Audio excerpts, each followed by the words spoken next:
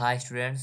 तो आज हम लोगों का डे 2 होने वाला है, जिसमें कि हम लोग एसएससी जीडी के लिए मॉक टेस्ट कर रहे हैं। तो ठीक है, तो उसका आज हम लोग का लेक्चर नंबर 2 होने वाला है। तो चलिए हम लोग लेक्चर नंबर 2 को स्टार्ट करते हैं। लेकिन स्टार्ट करने से पहले मेरा आप लोगों से रिक्वेस्ट है कि अगर आपने अभी तक इस चैनल को सब्सक्राइब करके इस वीडियो को लाइक नहीं किया है तो लाइक कर दो। ठीक है, लाइक करने के बाद चलिए स्टार्ट करते हैं। ओके, सो हाँ, इसको इरेज कर देता हूँ एंड फिर स्टार्ट करते हैं। तो हम लोग का क्वेश्चन नंबर 1 क्या है? क्वेश्चन नंबर 1 है, नगर पालिका से अभिप्राय भारतीय संविधान के किस अनुच्छेद से है? Which article of the Indian constitution means municipality. तो क्वेश्चन पूछना चाह रहा है जो म्यूनसिपैलिटी है वो यानी नगर पालिका जो है किस आर्टिकल में आता है, किस अनुच्छेद में आता है। तो चलिए हम लोग इसको डिस्कस कर लेते हैं। इससे जितने भी क्वेश्चन बन सकते हैं उसको पहले डिस्कस कर लेते हैं। ठीक है, तो लोकल गवर्नेंस का बात हो रहा है यहाँ, है ना, लोकल गवर्नेंस का। तो इसको हम लोग देख लेते हैं। स्थानीय सरकार, तो स्थानीय सरकार जो है ना, ये हम लोगों का किस पार्ट में आता है? तो ये आता है अपना पार्ट 9 में, पार्ट 9 या फिर 9A में आता है। ठीक है, आई होप कि आपको विजिबल हो रहा होगा। ठीक है, विजिबल है। तो ये पार्ट 9 और 9A में आता है स्थानीय सरकार। इसको लोकल गवर्नर को स्थानीय सरकार बोलते हैं। ठीक है, और इसके जो फादर है यानी इनके पिता किसे कहा जाता है? तो रिपन को कहा जाता है। ठीक है, लॉर्ड रिपन जो कि उस टाइम में के वायसराय थे, उसको इसका फादर कहा जाता है। लोकल स्थानीय सरकार का इसका फादर रिपन को बोला जाता है। ये भी क्वेश्चन पूछा गया था। ठीक है, इसलिए मैंने वो इसको यहाँ लिखा है। और एक बार क्वेश्चन पूछा गया था कि ये जो स्थानीय सरकार है इसके लिए सिफारिश किसने किया था? तो एक टीम बना था, एक कमेटी बना था, एक समिति बना था 1956 में, जिसका नाम था बलवंत राय मेहता कमेटी। बलवंत राय, मैं लिख देता हूँ, बलवंत राय मेहता समिति। बलवंत राय मेहता समिति बना था जिसने इसकी सिफारिश की थी। अगेन मैं बता रहा हूँ, जितना भी चीज मैं ये लिख रहा हूँ सारा का सारा एग्जाम के लिए आपके लिए बहुत इंपॉर्टेंट है। मॉक का मतलब ये नहीं कि भाई टिक करके आगे निकलो। मॉक का मतलब होता है इससे आसपास अगर क्वेश्चन बनते हैं तो उसको भी हम लोग डिस्कस कर लेते हैं। ठीक है, जिससे कि आपका एग्जाम में उसको अटेम्प्ट करना है। अगर इसके आसपास ही क्वेश्चन बना तो आप उसको अटेम्प्ट कर पाए। ठीक है, तो ऐसा ऐसा बस आप अपना ऑब्जेक्टिव मत रखिए कि ज़्यादा से ज़्यादा वो क्वेश्चन डिस्कस करना है। आपको क्या ऑब्जेक्टिव रखना है कि आपको इसमें रखना है कि आप इसके थ्रू, इस क्वेश्चन के थ्रू कितना कुछ नया सीख सकते हो या फिर कितना कुछ नया रिवाइज कर सकते हो। तो ये आपका ऑब्जेक्टिव होना चाहिए। ठीक है, ऐसा नहीं कि इसका आंसर पढ़ो और आगे बढ़ो। तो वैसा मैं यहाँ पे नहीं पढ़ाता हूँ कि जैसे इस क्वेश्चन का आंसर करो और आगे बढ़ जाओ। तो उस तरह वो मेरे पढ़ाने का तरीका नहीं है। मैं इसी तरह पढ़ाता हूँ जैसे मैं पढ़ा रहा हूँ। ठीक है, और ये आपके लिए बेनिफिशियल है, इसीलिए मैं इतना इसको एलिब्रेट करके पढ़ाता हूँ। तो अगेन हम लोग बात करते हैं अभी हम बलवंत राय मेहता कमेटी ने जो 1956 में बना था, जिसके सिफारिश पे लोकल गवर्नेंस यानी स्थानीय सरकार बना था। और ये भाग आपका 9 और 9A में आता है। अब मैं ये समझ कर चल रहा हूँ कि आपको इतना सा आता है कि पार्ट को हिंदी में भाग बोलते हैं। और इसके जो फादर थे लॉर्ड रिपन थे, जो कि उस टाइम के वायसराय हुआ करते थे। ठीक है, चलिए आगे देखते हैं। और एक बार पूछा गया था कि जो ये लोकल गवर्नेंस यानी पंचायती राज, ठीक है, इसको हम लोग लोकल गवर्नेंस को स्थानीय सरकार को पंचायती राज करके भी बुलाते हैं। तो पंचायती राज जो है इसका ये किस संविधान संशोधन से जोड़ा गया था? आपको पता होगा ये कॉन्स्टिट्यूशनल बॉडी है, मतलब ठीक है ना। तो इसका मतलब ये कॉन्स्टिट्यूशनल बॉडी है, जिसको ऑब्वियस सी बात है कोई ना कोई संविधान संशोधन करके जुड़ा हो गया होगा। तो क्वेश्चन पूछा था ये पंचायती राज को यानी किस अनुच्छेद यानी किस आपका संशोधन के द्वारा जोड़ा गया था। ये हुआ था आपका, वैसे बेसिकली दो अमेंडमेंट हुए थे। एक था 73rd और एक था 74th संविधान संशोधन यानी कॉन्स्टिट्यूशन अमेंडमेंट। ये दो को हुआ था। ठीक है, एक हुआ था आपका कब बताइए? तो एक हुआ था आपका 1992 में एंड अगेन अगला हुआ था आपका 1993 में। ओके, तो ये 73rd CAA 1992 में जो हुआ था, इसके अंदर आपको जोड़ा गया था पंचायत को, और इसके अंदर जोड़ा गया था आपका म्यूनसिपैलिटी यानी नगर पालिका को, जिसका यहाँ क्वेश्चन बना है। ठीक है, तो मैं ऐसे इसको बता रहा हूँ जिससे अगर ये आपसे पूछा जाता है दोबारा तो आप इसको 100% आप इसके आसपास से अगर क्वेश्चन पूछा जाता है तो वो आप टिक करके जाइएगा। ठीक है, आपको कुछ करना नहीं, बस आपको सुनना है इसको। ठीक है, तो पंचायती राज, और चाहे तो नोट्स बना सकते हैं अगर आपने नहीं बनाया है तो पंचायत अब देख लेते हैं। 73वां संविधान संशोधन जो 1992 हुआ था, उसके अंदर पंचायत को जोड़ा गया था। अब पंचायत से बात करेंगे, क्वेश्चन पूछा जाता है कि पंचायत किस अनुच्छेद में है। तो मैं बता देता हूँ, पंचायत का जो ये है ना आपका, पहले अनुच्छेद से पहले इसको शेड्यूल जान लेते हैं। शेड्यूल को हिंदी में क्या बोलते हैं? अनुसूची। अब इसको आपको दोनों याद रखना होगा। ठीक है, शेड्यूल को हिंदी में अनुसूची बोलते हैं। तो शेड्यूल आपका किस शेड्यूल में? ये 11 शेड्यूल में। मैं बता रहा हूँ इसको हिंदी में भी, चलिए आपके लिए हिंदी लिख भी देता हूँ, अनुसूची। तो ये आपका 11वां अनुसूची में जोड़ा गया है। और नगर पालिका को देखेंगे तो ये आपका किस शेड्यूल में है? इससे ठीक है, देखो 1 साल के बाद, या 1 साल के बाद ही नहीं, एक सेकंड मैंने ये सॉरी यहाँ पे मैंने 1993 लिख दिया, ये 1992 में ही हुआ था, सेमी ईयर में हुआ था। तो अगला ठीक है 73वां संविधान संशोधन हुआ, उसके ठीक मतलब तुरंत बाद ही 74वां संविधान संशोधन भी हुआ था, जो कि 1992 में ही हुआ था। तो ये शेड्यूल 11 में है, यानी अनुसूची 11 में है, तो ये आपका अनुसूची कितना में है, 12 में है। और इसको भी ये भी ध्यान रखिएगा, ये पार्ट किस में है, पंचायत जो है आपका किस पार्ट में आता है, किस भाग में आता है, तो ये आता है भाग 9 में, और ये आता है आपका भाग 9A में, ठीक है। ये भाग आपका 9A में आता है। इतना चीज ध्यान रखने के बाद और आपसे क्या क्वेश्चन पूछा जा सकता है, मैंने यहाँ पे सब का सब लिख रहा हूँ।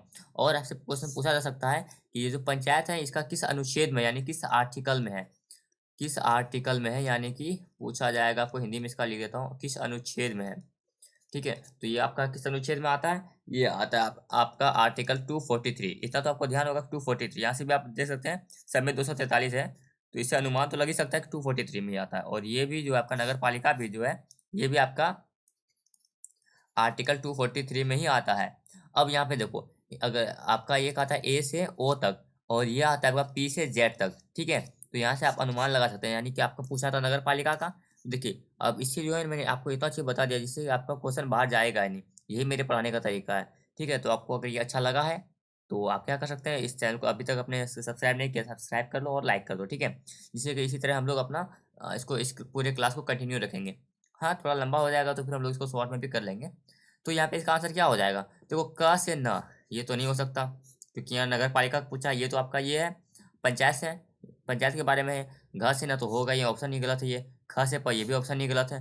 दो गो है, एक ये है आपका किसे, ये है आपका पंचायत का, और ये है आपका म्यूनसिपैलिटी का। यहाँ पे आंसर क्या हो जाएगा, नगर पालिका के लिए 243 त से 243 ज छ तक है, ठीक है। आई होप कि इतना सारा आपको ठीक ठाक लगा होगा, हजम हो गया होगा, ठीक है। बढ़ते हैं अगला क्वेश्चन, अगला क्वेश्चन पे बढ़ते हैं। नाउ आवर नेक्स्ट क्वेश्चन क्या है, आवर नेक्स्ट क्वेश्चन इज आपका Naypyidaw, Naypyidaw is the capital of which of the following Indian border countries. बोल रहा है नाइपियाडो किस कहाँ का राजधानी है, ये पूछा है ना। नाइपियाडो इनमें से किसकी राजधानी है। तो देखो सबसे पहले हम लोग देख लेते हैं भूटान, ऑप्शन भूटान है। भूटान का राजधानी क्या है, थिम्पू है। भूटान की तो राजधानी थिम्पू है ना। और अफगानिस्तान, तो अफगानिस्तान का राजधानी कहाँ है बताइए तो, काबुल। अफगानिस्तान का राजधानी काबुल, काबुल और कंधार, आपको याद होगा काबुल से ही बाबर आया था, काबुल और कंधार से, ठीक है। नेपाल, नेपाल का राजधानी कहाँ है, तो नेपाल का जो कैपिटल है वो है अपना काठमांडू। नेपाल का जो कैपिटल है वो है काठमांडू, ठीक है। और आपका बच गया म्यांमार, तो इसका आंसर क्या हो जाएगा, म्यांमार का, म्यांमार ही का जो कैपिटल है, राजधानी है नाई पियडू है। नाई पियडू आपका म्यांमार का राजधानी है, इसको ध्यान रखना, ठीक है। चलिए इतना सारा करने के बाद हम लोग बढ़ते हैं अपना नेक्स्ट क्वेश्चन की ओर। आवर थर्ड क्वेश्चन क्या है, our third question is Burma को किस अधिनियम द्वारा भारत से अलग किया गया था। चलिए पूछा गया है, बर्मा जो अपना पहले आपको पता होगा, Burma is a part of Indian country, हम हमारे इंडिया का एक पार्ट था बर्मा, ठीक है। उसको फिर हम लोग अलग कर दिए थे, कब अलग किया गया था, तो ये आपका हुआ था, आपका भारत इंडिया एक्ट अधिनियम आया था, गवर्नमेंट ऑफ इंडिया एक्ट आया था 1935 में। इसके अंदर इसको बर्मा को सेपरेट किया गया था। और आपको 1935 से याद होगा, याद आना चाहिए, एक है हम लोग का आरबीआई। आरबीआई को जो है ना फाउंडेशन हम लोग का यहीं पे हुआ था। आरबीआई का गठन जो है, गठन ही बोलेंगे ना, यानी कि सबसे पहले आरबीआई जो है यहीं पे 1935 में आरबीआई को बनाया गया था, ऐसे समझ लो, ठीक है। आपको ये याद रखना 1935 से। और 1947 से तो याद रखना चाहिए आपको, इंडियन इंडिपेंडेंस एक्ट आया था, यानी कि जिसके तहत हम लोग आज़ाद हुए थे। तो हम लोग 1947 में तो आज़ाद हुए थे, तो इंडियन इंडिपेंडेंस एक्ट ये आपका 1947 में आया था। चलिए और हम लोग क्या देख सकते हैं, अब हम लोग देखेंगे क्या, 1909 का देख लेते हैं। इसमें क्या हुआ था ना, मैं इधर बताता हूँ। इसमें जो है मुस्लिम्स को, इंडियन मुस्लिम्स को, मुस्लिम्स गॉट सेपरेट इलेक्टोरेट। मैं इसको लिख देता हूँ सेपरेट इलेक्टोरेट, नहीं, इंडिया के जो मुस्लिम है उनको इलेक्टोरेट अलग से, आपका जो है संविधान का ये क्या बोलते हैं, चुनाव का एक होता है ना, कि इस जगह पे सिर्फ मुस्लिम में खड़ा हो सकता है, इसके लिए सिर्फ मुस्लिम में वोट कर सकता है, तो उसको सेपरेट इलेक्टोरेट बोलते हैं। सेपरेट इलेक्टोरेट मिल गया था उसको। मैं आपको सेपरेट इलेक्टोरेट का मतलब बता देता हूँ, होता क्या है ना, मान लो अभी क्या है, एक एरिया है, ठीक है। एक एरिया, यहाँ पे कुछ हिंदू लोग हैं, कुछ मुस्लिम लोग हैं, ठीक है, कुछ कुछ हिंदू लोग हैं, कुछ मुस्लिम लोग, सभी सभी है। अब यहाँ से क्या हुआ, एक यहाँ पे एक ऐसा एरिया बना दिया गया जिसको सेपरेट इलेक्टोरेट का मतलब होता है, यहाँ से एक, इस एरिया में हालांकि हिंदू भी है, मुस्लिम भी है, लेकिन सिर्फ यहाँ पे जो खड़ा होगा वो मुस्लिम ही होगा, और इसके लिए वोट, अभी तो अभी ऐसा होता है ना अभी इसके लिए वोट सभी कर सकते हैं, लेकिन तभी क्या था ना, इसके लिए सिर्फ वोट भी मुस्लिम ही करेगा। ऐसा इसी को बोलते हैं सेपरेट इलेक्टोरेट। तो यही कर लाया गया था आपका 1909 में। और 1919 में क्या आया था, चलिए इसको भी देख लेते हैं। नहीं तो रहने दो, काफ़ी ज़्यादा लंबा खींच जाएगा। चलिए और next question, question number fourth. अच्छा, इसका आंसर आप भी मेक श्योर कि आप इसका आंसर अगर आपको पता है तो कमेंट में लिखते जाइएगा, ठीक है। या फिर अगर कमेंट में लिखने में भारी लग रहा है तो क्या करो, बस मुंह से बोलते जाना है, और क्या कर सकते हैं आपका। उत्तर से दक्षिण की ओर, उत्तर से दक्षिण की ओर, यानी कि मैं यहाँ पे ट्राई करता हूँ आपका। सॉरी, बड़ा गंदा बन रहा भाई। वैसे भी मेरी ड्राइंग तो बहुत ज़्यादा ही ख़राब है।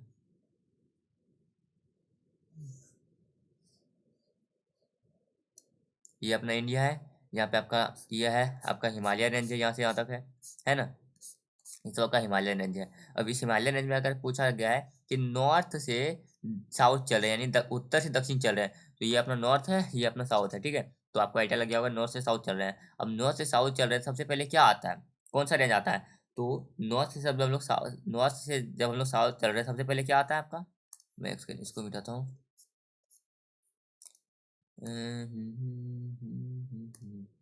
देखो, जब नॉर्थ से हम लोग साउथ चल रहे हैं, सबसे पहले अपना आता है काराकोरम, ठीक है। काराकोरम आता है, फिर क्या आता है आपका, काराकोरम के बाद लद्दाख आता है, फिर क्या आता है, जस्कार आता है। काराकोरम, लद्दाख, जस्कार, फिर पीर पंजाल आता है, ठीक है। तो आपका काराकोरम, लद्दाख, जस्कार, पीर पंजाल, यानी कि सबसे पहले ये काराकोरम, ये होगा, ठीक है। 3 नंबर देखो, तो ऑप्शन यहाँ पे आपका मिल जाएगा। 3 नंबर तो एक ही पार्ट में है, तो ये आपका आंसर हो जाएगा। पहले काराकोरम, फिर लद्दाख, फिर जस्कार आपका, फिर पीर पंजाल, ठीक है। तो ये आपका रेंज होता है जब हम लोग नॉर्थ से साउथ चलते हैं। और जब उल्टा चल लेंगे तो क्या होगा, उल्टा चल लेंगे तो उल्टा हो जाएगा, और क्यों। चलिए बढ़ते हैं अगले क्वेश्चन में। तो आवर नेक्स्ट क्वेश्चन इज, क्या है हम लोगों का नेक्स्ट क्वेश्चन। एक सेकेंड रुक जाओ भाई।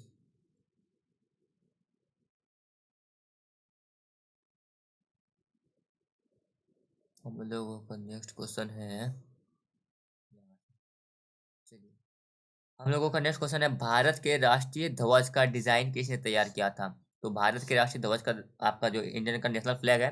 अच्छा, आपको बताइए, तो नेशनल फ्लैग को अडेप्ट कर किए थे हम लोगों को, हम लोग तो नेशनल फ्लैग को अडेप्ट अडेप्ट यानी नेशनल फ्लैग को अपनाए थे हम लोग राष्ट्रीय ध्वज को 24 जनवरी 1950 में, है ना। तब ये तो अपनाए थे। और हम लोग यहाँ पे राष्ट्रीय गान को भी अपनाए थे इसी टाइम में, 24 जनवरी 1950 को ही। तो इसको ध्यान रखना है।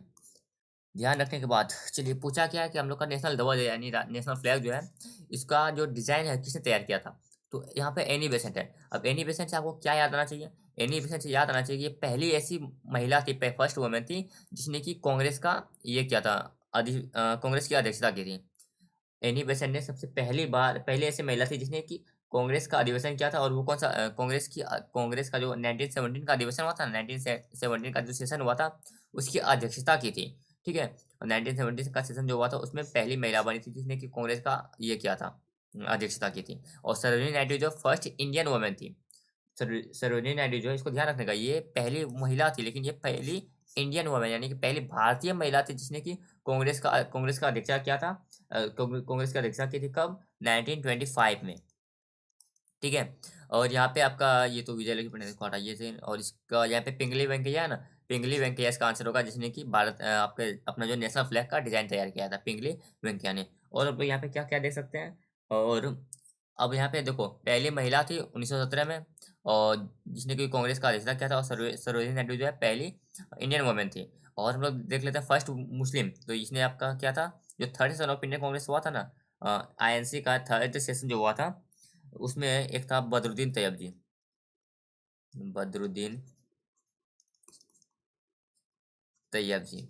ये जो है थे फर्स्ट मुस्लिम थे, जिसने कि इसका ये किया था, फर्स्ट मुस्लिम थे, ठीक है। और हम लोग क्या देख सकते हैं, और एक था, चलो छोड़ रहने दो। और आपका नहीं नहीं रहने दो भाई, ज़्यादा और करने से कुछ नहीं होगा, ज़्यादा बड़ा हो जाएगा। हम लोग को टाइम को भी ध्यान रखना है, नहीं तो ज़्यादा बड़ा हो जाता है, फिर आप ये लोग देखते ही नहीं हो। वैसे भी अभी क्लास में रिटेंशन पावर थोड़ा कम है।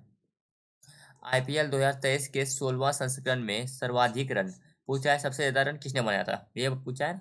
तो देखो आपको भाई पूरा क्वेश्चन पढ़ने का जरूरत नहीं है। जैसे हम लोग मैंने यहाँ पे क्या यहीं तक पढ़ा तो आपको मुझे आइडिया लग गया ना कुछ सर्वाधिक रन किसने बनाया था। तो ये था आपका शुभमन गिल। अच्छा ये आप बताइए आपको जिसने जो भी सर्वाधिक रन बनाता है तो उसको कौन सा कप मिलता है। ठीक है, जिसने सर्वाधिक रन बना जो कि सबसे ज्यादा रन बनाता है उसको हम लोग देते हैं पर्पल कप।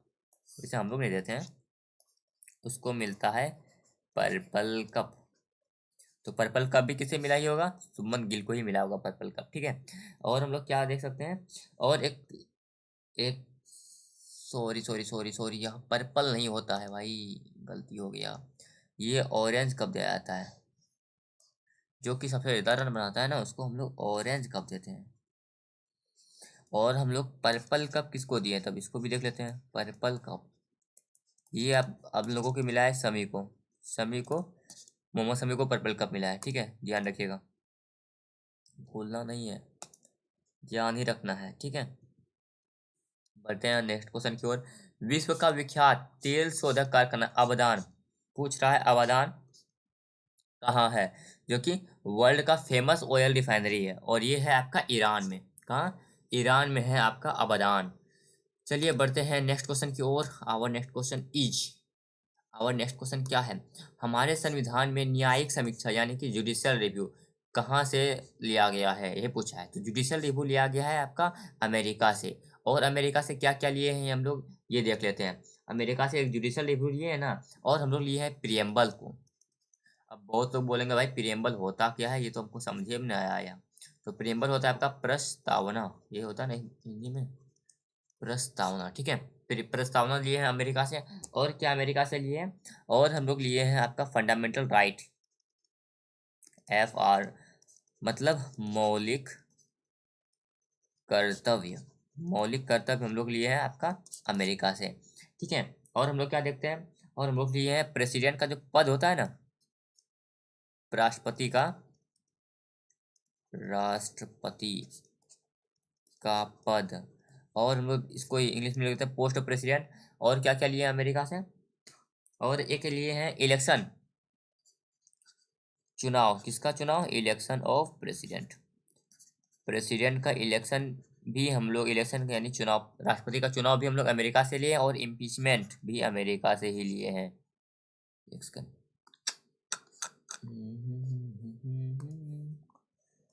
यहाँ पे लिख देता हूँ इम्पीचमेंट, इम्पीचमेंट ऑफ आपका ये प्रेसिडेंट। मतलब क्या हुआ, मतलब हुआ महाभियोग, राष्ट्रपति का महाभियोग। ये भी हम लोग कहाँ से लिए हैं, आपका अमेरिका से लिए हैं। चलिए, और USSR आपका ऑस्ट्रेलिया, नहीं चलो रहने दो, हटाओ जी, ज्यादा करने से कुछ नहीं। अच्छा यहाँ से मैं बता देता हूँ ये ना। चलिए अगला देखते हैं, आपका भारत का संविधान किस स्थिति को स्वीकार किया गया था। तो ये तो भाई बच्चे और बच्चे और बच्चे, यानी कि बच्चे उसके बच्चे और उसके बच्चे को भी पता है कि हम लोग संविधान कब अपनाए थे। अभी हाल ही में 26 जनवरी बीत के गया है। तो आपको पता होगा कि यहाँ पे हम लोग जो अपना मनाते हैं रिपब्लिक डे, क्यों मनाते हैं। रिपब्लिक डे इसीलिए तो मनाते हैं ना, क्योंकि हम लोगों ने क्या किया था, संविधान को अपनाया था। तभी तो इसलिए हम लोग, जब लोग संविधान को अपनाए तभी है ना हम लोग रिपब्लिक हुए यानी गणतंत्र हुए। तो हम लोग रिपब्लिक डे कब मनाते हैं, तो आंसर इज 26 जनवरी, 26 जनवरी को मनाते हैं। इसका मतलब आप क्या कर सकते हो, ये नवंबर और ये अगस्त कट गया, दो ऑप्शन, दो ऑप्शन एलिमिनेट। अब हो गया आपका 26 जनवरी 1949 और 26 जनवरी 1950। अब दिक्कत क्या है, हम लोग देखिए इसको हम लोग एलिमिनेट कैसे करते हैं, आइए देखते हैं इसको हम लोग एलिमिनेट कैसे करेंगे। तो देखो इसको एलिमिनेट इस तरीके से किया जा सकता है कि हम लोग जो है आज़ाद कब हुए हैं, हम लोग आज़ाद हुए हैं 15 अगस्त 1947 में। ठीक है, और ये जो डेट है ये तो इससे पहले का ही है। तो ऑब्वियस सी बात है, पहले हम लोग आज़ाद होंगे तभी तो रिपब्लिक होंगे ना। तो ये ऑप्शन ऐसे एलिमिनेट हो गया। तो आंसर इज 26 जनवरी 1950 को ही हम लोग क्या हुए थे, आपका हम लोग 26 जनवरी 1950 में ही ये हुआ था। हम लोग अपना जो है क्या बोलते हैं, अरे भाई बताइए सर, दिमाग में नहीं आ रहा है। ये रिपब्लिक हुए थे, यानी कि हम लोग संविधान को अपनाए थे। फिर बात आता है हम लोगों का यहाँ पे कि आखिर 26 नवंबर 1949 में हुआ क्या था। तो इस दिन हम लोगों का यहाँ पे ना 26 जनवरी 1949 में ही हम लोगों का संविधान जो है ये बनकर तैयार हो गया था। जब संविधान बनकर तैयार हो गया था तो अपनाया काहे नहीं, क्योंकि कांग्रेस का जो स्थापना हुआ था, जब से सब कांग्रेस ने सबसे पहले जो मांग किया था वो 26 जनवरी को ही मांग किया था 1930 में। इसीलिए हम लोग उसको यहाँ पे बोले भाई चलो एक महीना और बढ़ा देते हैं और 26 जनवरी को ही लेंगे, क्योंकि वो एक थोड़ा खास दिन भी था, क्योंकि उस दिन पहली बार हम लोगों ने अपने अधिकार के लिए मांग किया था। ठीक है, चलिए बढ़ते हैं नेक्स्ट क्वेश्चन की ओर। आवर नेक्स्ट क्वेश्चन इज, क्या है हम लोगों का क्वेश्चन, भारत में प्रधानमंत्री तब तक अपने पद पर रहता है, कब तक रहता है, जब तक उसे प्राप्त होता है। भाई प्रधानमंत्री कब तक अपने पद पर रहेगा, जब तक कि उसको जो उसका लोकसभा है ना, जब तक कि लोकसभा से सपोर्ट मिलेगा। लोकसभा का सपोर्ट खत्म, प्रधानमंत्री का पोस्ट खत्म, तो आंसर ही लोकसभा का विश्वास। ठीक है, ये तो काफी इजी था। चलिए बढ़ते हैं हम लोग के अगले क्वेश्चन की ओर। और देवी और सज्जनों, ये रहा आपके स्क्रीन पर आपका 11वां प्रश्न, जो कि बिल्कुल भी रुपए के लिए नहीं है, आपके जॉब के लिए कुछ भी नहीं है। मतलब ये किसी ये भाई नहीं नहीं, ऐसा नहीं है, तो वर्ड तो रखता है। चलो ठीक है, किस संविधान संशोधन द्वारा पंचायती राज व्यवस्था संस्थाओं की संवैधानिक दर्जा प्राप्त किया गया। अभी आपको इम्पोर्टेंस समझ में आया होगा। जो मैंने पहले क्वेश्चन में बताया था उन सब से देखो भाई, उसी से क्वेश्चन ये सॉल्व होगा। ठीक है, अब मैं बता भी दूंगा कैसे सॉल्व हुआ। By which constitutional amendment was the Panchayati Raj system given constitutional status. तो कॉन्स्टिट्यूशनल कॉन्स्टिट्यूशनल स्टेटस यानी कि संवैधानिक दर्जा किस संशोधन के द्वारा प्राप्त हुआ था।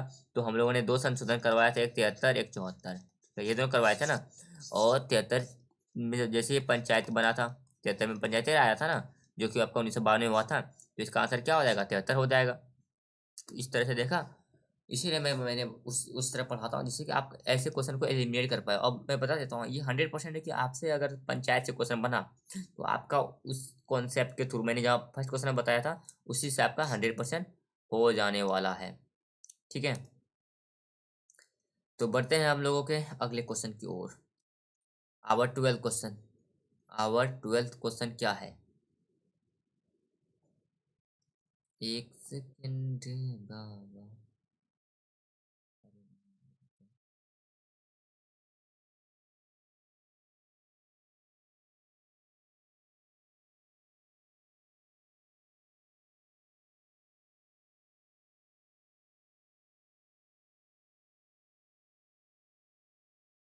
अरे यार थोड़ा सा दिक्कत हो रहा है, मैनेज करो।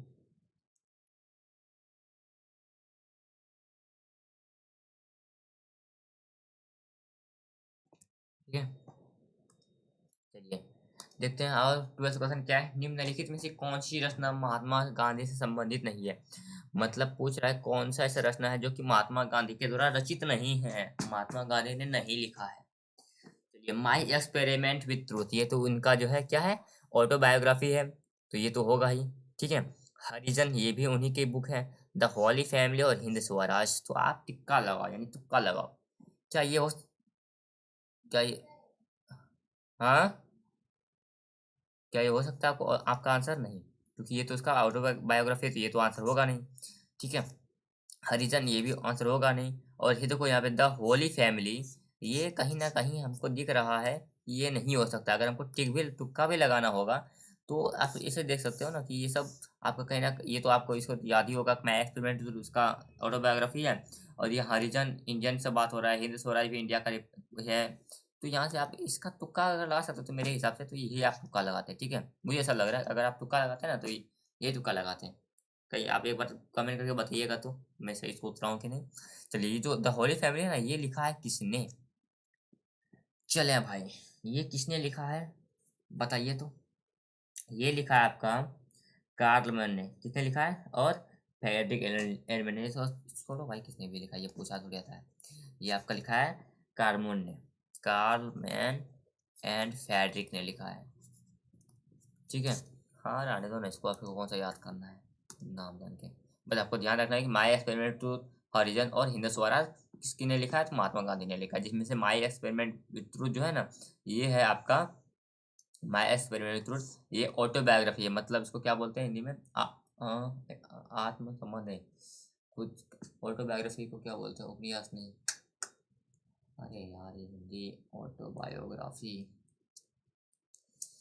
मुझे याद नहीं आ रहा, सॉरी गाइस। ऑटोबायोग्राफी कहीं अगर मैं देखूंगा तो बता दीजिएगा, नहीं तो आप लोग कमेंट करके जरूर कमेंट करके बताइएगा। तो ऑटोबायोग्राफी को क्या बोलते हैं हिंदी में?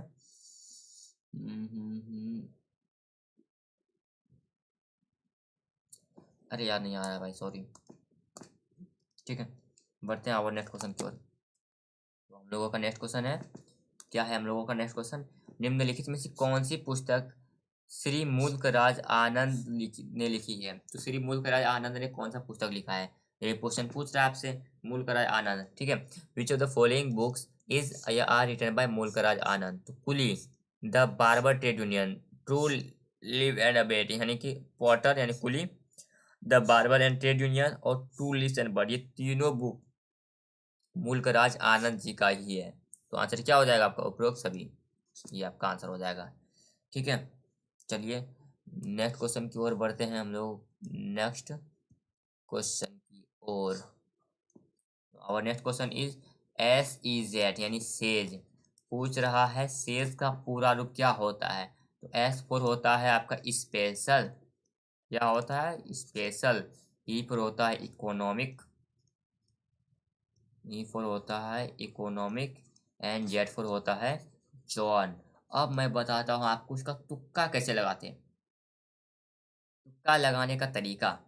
तो यहाँ पे देखो, लास्ट में जॉन, लास्ट में जॉन, लास्ट में जॉन, लास्ट में जॉन, तो तीनों में जॉन था। जेड का मतलब तो आप जॉन समझ गए होंगे। आप ऑप्शन मान लो आपका इसका आंसर नहीं पता था, तो आप जेड से तो जॉन समझते ही हैं, ठीक है, क्योंकि तीनों में जॉन लिखा हुआ है, चारों में। अब उसके बाद देखो, अब ई का क्या मतलब होगा? यहाँ पे देखो इकोनॉमिक लिखा हुआ है, यहाँ यूरोपियन लिखा हुआ है, यहाँ इकोनॉमिक लिखा हुआ है, यहाँ ईस्टर्न लिखा हुआ है। तो देखो ज्यादातर रिपीटिशन किसका है? इकोनॉमिक का ही है ना। तो आप इसको इसको एलिमिनेट कर दो, क्योंकि भाई इकोनॉमिक ज़्यादा है तो इकोनॉमिक ही होगा।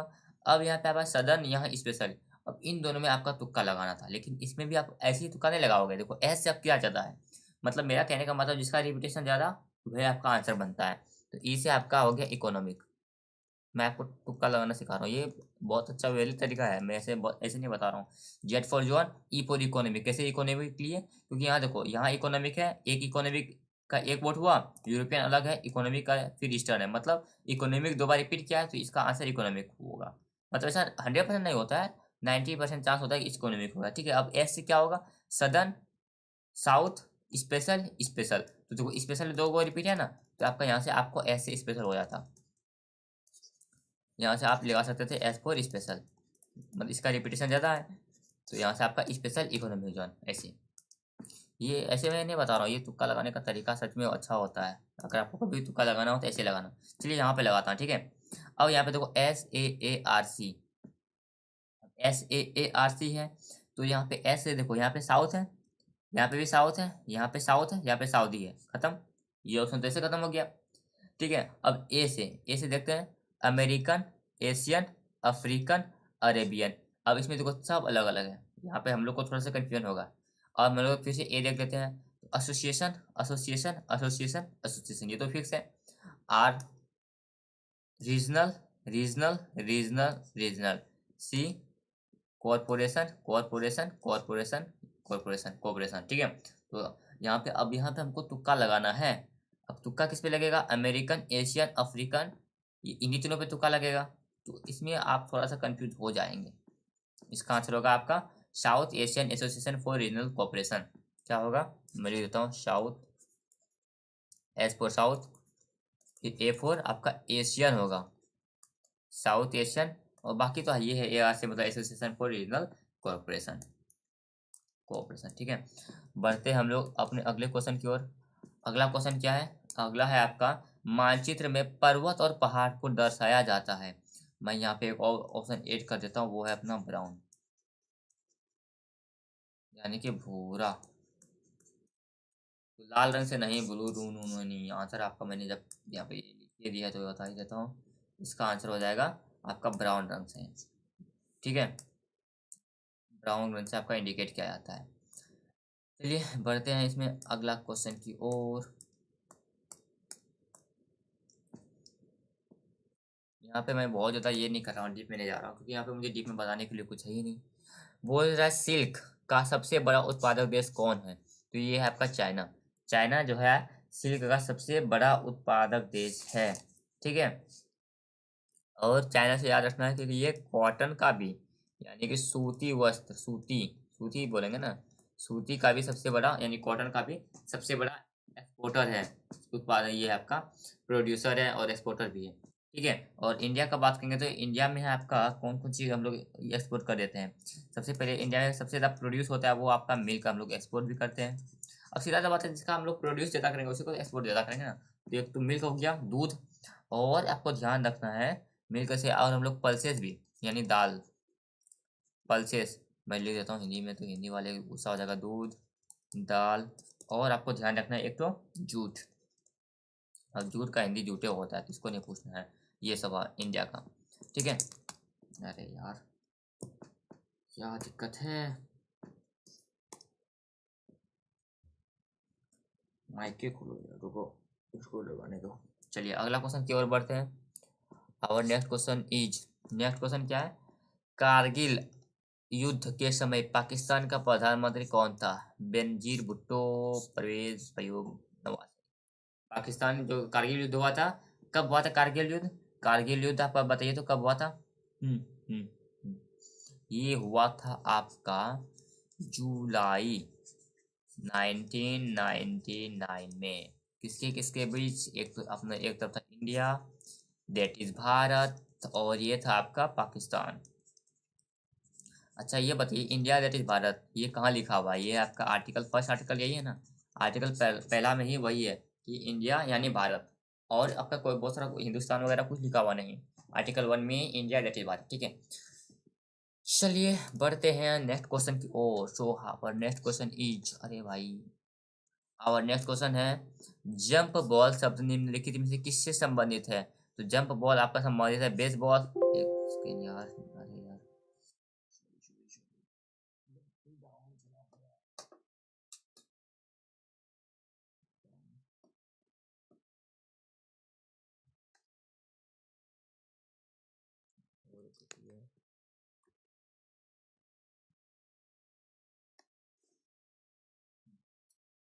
जंप बॉल शब्द निम्नलिखित में से किससे संबंधित है? तो जंप बॉल जो संबंधित है आपका किससे? ये बेसबॉल, नेट बॉल, बास्केटबॉल या सॉफ्ट बॉल? तो ये आपका बास्केटबॉल से है। ठीक है। अब मुझे लग रहा है कि टाइम थोड़ा ज़्यादा हो गया है, स्पीड में खींचते हैं। ठीक है, वीडियो थोड़ा लंबा हो गया है। अब अगला देखते हैं। अगला क्या है आपका? उस अमेरिकी नागरिक आंदोलन कार्यकर्ता का नाम क्या है जिन्होंने प्रसिद्ध भाषण आई हैव अ ड्रीम, उस आई हैव अ ड्रीम, ये जो भाषण है किसने दिया था? ये आपका दिया था मार्टिन लूथर ने। मार्टिन लूथर किंग जूनियर ने आपका माई आई हैव अ ड्रीम दिया था भाषण। ठीक है। अगला क्वेश्चन देखते हैं। अगला है आपका, निम्नलिखित में से कौन सी आकृति भूमिगत जल से बनी है? तो ये बनी है आपका भूमिगत जल से, जो है बना है आपका क्रस्ट वीडियो। ये कास्ट वीडियो है ना, कास्ट वीडियो आपका भूमिगत जल से बना हुआ है। चलिए अगला क्वेश्चन देखते हैं हम लोग। अगला क्वेश्चन क्या है? अगला क्वेश्चन है, पौधों में मुख्य या प्राथमिक पोषक तत्व होते हैं? तो पौधों में जो मुख्य और प्राथमिक पोषक तत्व आपका देखो, सबसे पहले तो नाइट्रोजन, नाइट्रोजन सब में है, ये हो जाएगा आंसर आपका। ठीक है। पोटास, पोटास दो दो बार पोटास है ना, तो ये अब इन दोनों को हम लोग एलिमिनेट कर सकते हैं। तो नाइट्रोजन, फास्फोरस देखो, यहाँ फास्फोरस, यहाँ फास्फोरस, फिर पोटास, कैल्शियम, तो फास्फोरस का संख्या ज़्यादा है, तो ये आपका ऑप्शन नंबर बी हो जाएगा इसका आंसर। ठीक है। इस तरह से आप तुक्का लगा सकते हो। देखो यहाँ पे काम किया ना, इसलिए मैंने बताया था इस तरह से। हर जगह नहीं खाता, वो बात मानता हूँ। चलिए, एस्किमो के घर बने होते हैं। एस्किमो किसके घर बने होते हैं? ये आपका बर्फ, बर्फ के जो घर होते हैं उसको एस्किमो कहा जाता है। आइस का जो हाउस होता है ना, उसको हम लोग एस्किमो कहते हैं।